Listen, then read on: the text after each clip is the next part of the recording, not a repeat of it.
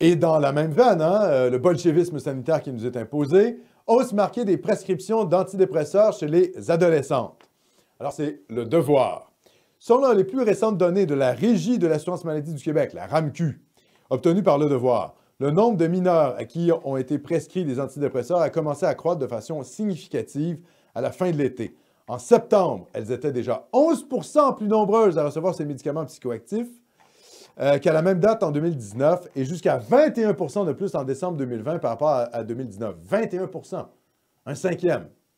Le nombre des consommateurs d'antidépresseurs chez les aînés a aussi gonflé de mois en mois à la RAMQ, avec 12 % d'utilisateurs de plus en décembre 2020 qu'en 2019. C'est une catastrophe sociale, ce confinement, ces mesures sanitaires. C'est catastrophique pour nos jeunes. Augmentation du cinquième. OK, c'est dramatique.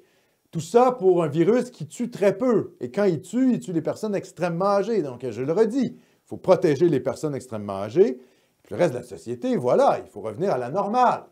Il faut arrêter la folie, du bolchevisme sanitaire. Ça suffit, le délire.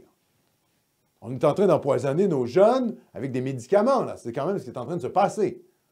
Donc, je veux dire, il faut sortir un peu du délire, là, s'il vous plaît. Et j'espère vraiment que les mobilisations populaires qu'on a vues comme aujourd'hui vont mettre de la pression sur François Legault.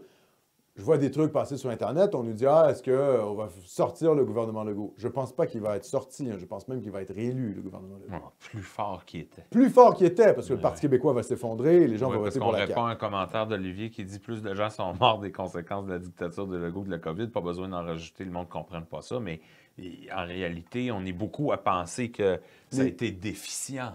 Complètement. Mais, la gestion de la COVID a été catastrophique. Dans un premier temps, on comprend que les gens pouvaient paniquer, que les États pouvaient paniquer. Mais, je veux dire, maintenant, on sait c'est quoi la COVID, C'est pas Ebola.